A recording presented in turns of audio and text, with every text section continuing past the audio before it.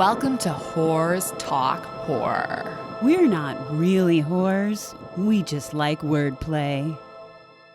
Hello and welcome to Whores Talk Horror. I'm Sharon. I'm Melinda. Today we're going to have a little shorty episode, but we're going to be talking about a local legend here in Chicago. Sharon and I both are from the south suburbs of Chicago, and this story is something that we've both heard our entire lives, pretty much. We have family buried at the cemetery involved in this story, so we thought it would be fun to kind of talk about it a little bit. Without further ado, Sharon, would you like to get us started talking about Resurrection Mary? Yes, this is the story of Resurrection Mary, and this information comes from Wikipedia, ChicagoHauntings.com by, hope I say her name correctly, by Ursula Bielski, and she's also the founder of Chicago Hauntings, Inc., and she's a host of a PBS show called The Hauntings of Chicago. So she's one of the people who runs this website, ChicagoHauntings.com, and I kind of want to do one of her ghost tours. She's got a team of people, and they have a bunch of different ghost tours in the Chicagoland area, and you can actually even go on a paranormal investigation with them. Yeah, the website looks pretty cool. I encourage folks to check it out, even if you don't live in Chicago. And also some of the information is from an article written by Edward McClellan from the Chicago Reader. So here we go. Resurrection Mary is a well-known Chicago area ghost story about a vanishing hitchhiker. Legend has it that sometime in the 1930s, Mary spent the evening dancing with her boyfriend at the O. Henry Ballroom, which was eventually renamed the Willowbrook Ballroom. Unfortunately, the Willowbrook Ballroom was destroyed in a fire that broke out on October 28th, 2016, so it is no longer there. But at some point, Mary and her boyfriend got into an argument and Mary stormed out.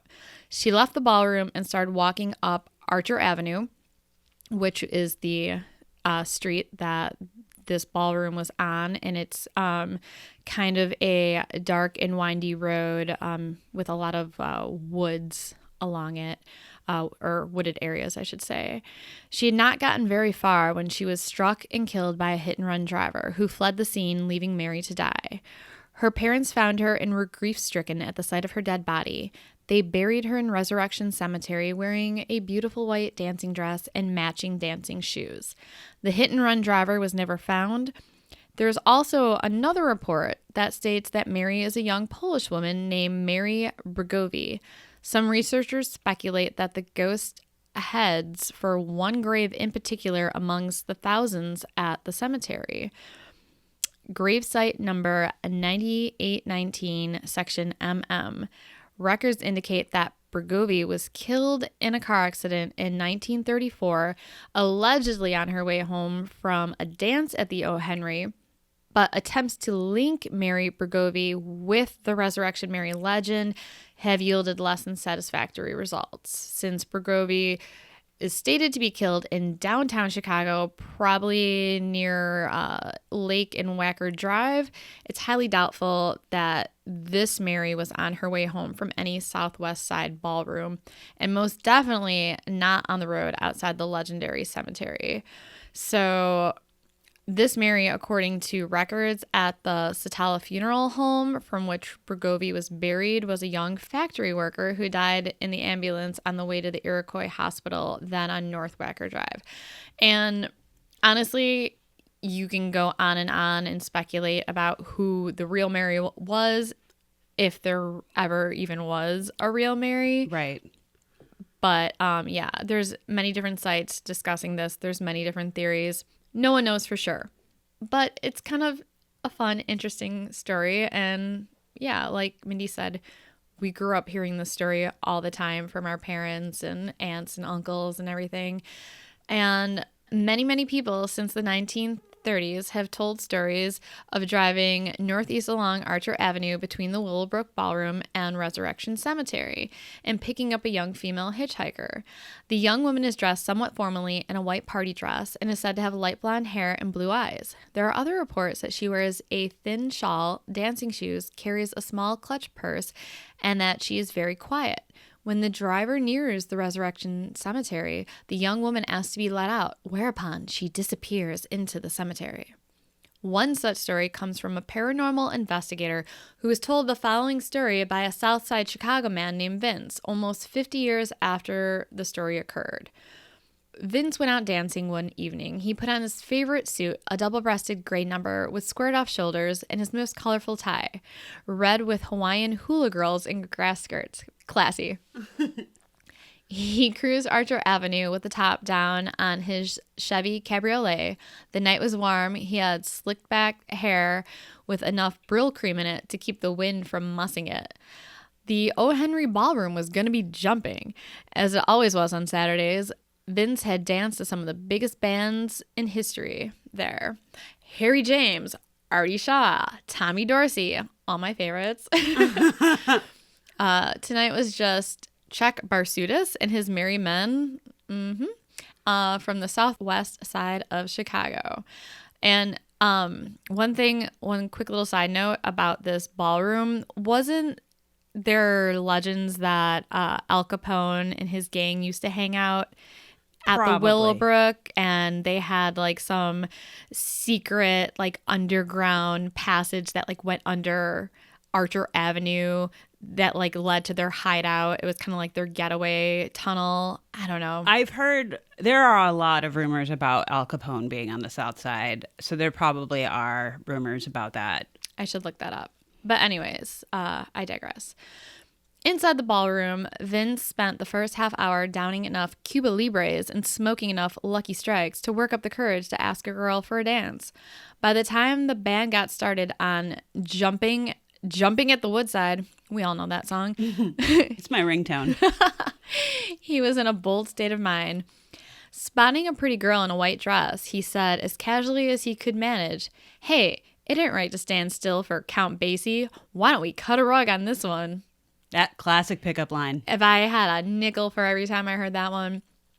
The girl smiled, and they joined the jitterbugging throng on the parquet floor. The band played a few more fast numbers, Boogie Woogie, and my favorite, Jeepers Creepers. So Vince didn't get a chance to talk to his partner. That he didn't mind too much. Sometimes girls asked what he did for a living. He was a bookkeeper at the Union Stockyards. Even though he didn't work near the slaughterhouse, that gave some of the girls the willies. Whoever wrote this story is it's very colorful. When the band segued into Begin the Begin, I think that's how you say it. Sorry. Vince was finally able to get close to his partner. Her name was Mary, and she lived, she said, on Damon Avenue in the Brighton Park neighborhood. That wasn't far from where Vince lived, in the house he had shared with his parents, something else he didn't like to tell girls. As they slow danced, he noticed for the first time that the girl's hands were cold, her skin brittle. Mary seemed to notice, and he noticed that she noticed, so he made what he hoped was a lighthearted remark. "Cold hands mean you have a warm heart." Mary smiled, and they danced together for the rest of the evening. After the final number, Vince offered Mary a ride home. Her place was just a straight shot up Archer, but after they had driven north a few miles, Mary insisted he pull the car over outside the locked gates of Resurrection Cemetery, the graveyard of Chicago's Polish community. All my relatives are buried Same. there. And yes, I'm Polish. Vince was baffled, but he complied. Mary opened the door and stepped out onto the roadside. "I have to go, and you can't follow me," she said. Then she walked towards the gates, laid a hand on the iron chain that bound the gates together, and vanished. Ooh. Vince spent the rest of the night driving his Chevy up and down Archer Avenue looking for a blonde girl in a white dress. He drove until dawn, and then when the cemetery gates opened, he drove through the rows of tombstones engraved with crosses and angels and names such as Bukowski and Gwiazda and Petrick. My Polish my Polish pronunciation of these words might be a little off, but That's okay. That's okay. Polish names are hard to pronounce, and I should know because I grew up with a very Polish last name. No one ever pronounced my name right. So Anyways, he was impelled not simply by the mystery of having seen a ghost, but by the hope that the girl he had danced with was not a ghost, that he could dance with her again on some future night. Catching no sight of Mary, he finally decided to drive to the address she had given him before they got into his car. It was a brick bungalow on a street of nearly identical houses separated by concrete gangways a few feet wide. Only the adornments on the porches and in the yards an American flag, a statue of the Virgin, and a half bathtub differentiated the dwellings. That is a very South Side Chicago thing, I have to say. Yeah. There's, yes, so many houses that look like that. I can picture it in my head. Vince rang the doorbell. His eyes were red with sleepiness. His dark beard had not been shaven for a day, and his hair had fallen loose over his forehead. The middle-aged woman who answered the door looked startled by the young caller's dishevelment. She looked even more startled when Vince asked, "Is Mary home?"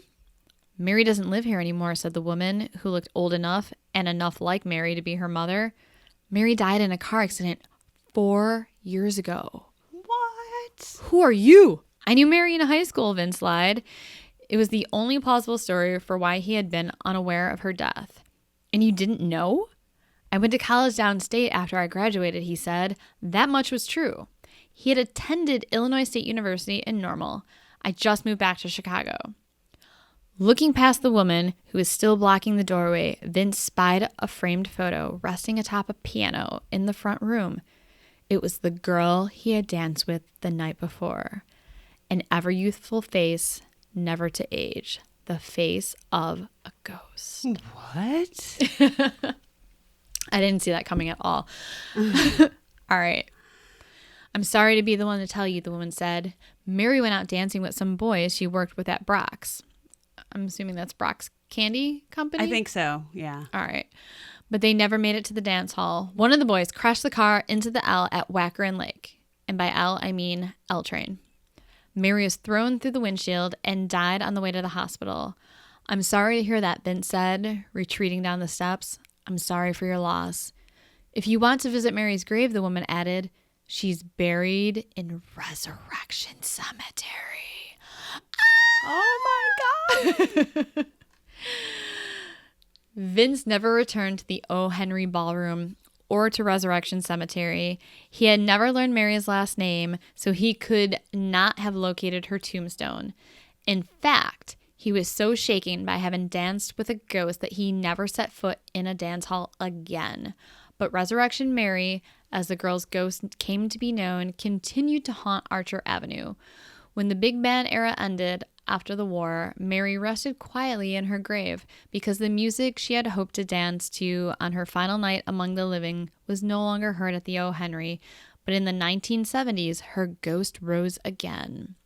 Mary's family, not being wealthy, had buried her in a, quote, term grave, a rented plot that only held remains for a quarter century. Oof.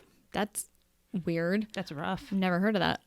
By the time the term expired, all of Mary's loved ones had joined her in the cemetery, leaving no one alive to renew it. During a renovation, Mary's coffin was removed to an unmarked grave in a remote corner of the cemetery. One night, a suburban police officer received a report of a woman in a white dress walking through the grounds of Resurrection Cemetery. When he arrived at the gates, he found 2 bars pried apart with scorch marks where a pair of hands would have gripped them. The following year, a couple driving down Archer Avenue saw a girl wearing the same white dress lying in the street. The man at the wheel swerved to avoid her, but she disappeared before his tires could make contact. Across the street from Resurrection Cemetery is a bar called Chet's Melody Lounge. We need to go here.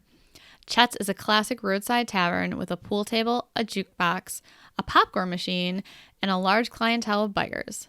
But Chet's has an unusual tradition. Every Sunday, the staff leaves a Bloody Mary at the end of the bar for Resurrection Mary. In the 1990s, the owner of Chet's Melody Lounge was pulling out of the driveway when he saw a man running up the road waving desperately. "I need to use your phone," the man said in a stricken voice. "I hit a woman back there, but I can't find her body." "Was she a blonde woman in a white dress?" the owner asked. "How did you know?" the man said. "That was Resurrection Mary." "Don't worry, you didn't hit anyone. You saw a ghost." So we need to go to Chet's on a Sunday night. I don't know. And drink her Bloody Mary. Be like, oh, is this for me? Hi, my name is Mary. I'm assuming this is for me. I wonder if people ever go in there like dress up in a white dress, blonde hair, and just go down and like pretend to be. I don't know if it's even it's still there. Get some free Bloody Marys. I don't know. I guess it might we be. should look it up. Yeah, and then maybe go. And maybe, yeah, go after that. Honestly, I don't remember when this article was written that I'm reading. Anyways, despite these reappearances on Archer Avenue, Mary has yet to drink her Bloody Mary at Chet's. When a ghost is roaming your neighborhood, though, you have to be ready to soothe her restless spirit. And that is one of the many, many different stories of Resurrection Mary. Like I said, depending on the source, you can find tons of similar stories. Yeah. So I know that I always heard it that she would appear specifically to single men or men who were driving by themselves in the car. My dad had those Mysteries of the Unknown books from I think it was like Time Life or something as I was a kid. And it was this whole set of books that talked about supernatural stuff and UFOs and whatever. And there was a huge section on Resurrection Mary. And that was specifically the idea was that she's looking for a bachelor to drive her home. But yeah, I've heard tons of stories where some people say that they, did pull over and she got out. Some say that they just, as they were driving past the cemetery, they suddenly realized she was just gone. As Sharon indicated, a good portion of my family is buried at Resurrection as well. And I specifically remember, I think it was Unsolved Mysteries or something that talked about that story. I remember watching it with my dad, and then we happened to be going to Resurrection the next day just to like I said, visit family. Yeah, basically. As we were driving up, my dad and I looked, and there was a portion on the gates that had scorch marks that did actually look like the height of where they were, and the size of the scorch marks did appear like it could be something that someone could construe as the scorch marks of a ghost standing there holding onto the bars. The bars weren't pried apart. And I think my dad and I might have even stopped the car because we're super dorks and looked because we were ooh, is that from that story? Is that from Resurrection Mary? But we like to think that we saw proof of Resurrection Mary. But next time I go visit family at the cemetery, I'll have to go check that out. Yeah, I'm sure if we look online, we can probably try and find images of those scorch marks. I always remember hearing a story, and it could have been another cemetery, not Resurrection, where I think a woman died in a car accident, maybe hitting a tree or hitting the fence or something like that. And I was always told if you drive down this road at night, the car they can't control it and it'll drive into the fence. Ooh. And many people have died driving into the fence of this metal fence of this cemetery. Huh. Or I guess more like a wrought iron. Yeah. Type fence. Yeah. And I don't remember if that, I remember my mom. I feel like I remember that telling me too. this story when I was little, and I don't remember if it was Resurrection Cemetery. I kind of thought it was always that cemetery on 111th Street, closer to where we lived, in Marquette Park, but I'm not sure, but I feel like I remember hearing that story too, but I don't know. The problem with Resurrection Mary is that it's such an old story and it's basically all hearsay, because Sharon mentioned there are hundreds of people who oh, I know for sure who Mary was. Nobody actually really knows if this person existed. Honestly, this is a story that even is not just unique to Chicago. There's a lot of other similar stories around the country, probably around the world. Sure. Very similar scenarios where you pick up a hitchhiker of a ghost and they disappear from your car and blah, blah, blah. But whatever. These stories are fun. That's a little something about Mary. We have some travel plans coming up, and October has been kind of busy, so we still wanted to get something out to you guys. So a little tidbit about local legend we felt like that would be a fun thing to talk about. So I hope you enjoyed this little shorty informational episode. We have some fun stuff coming up, so please stay tuned as always. If people want to write to us, Sharon, how do they do that? You can email us at whorestalkhorror@gmail.com. You can send us messages on Instagram at whorestalkhorror. And we're also on Twitter and Facebook, which honestly we don't use as much. We like Instagram. I like Instagram. Anyways. But we're reachable in all of those places. Yeah. And send us your own urban legend stories, your own Resurrection Mary stories if you've ever picked her up. Yes, please. And I think that's about it. So as always, thanks for getting creepy with us.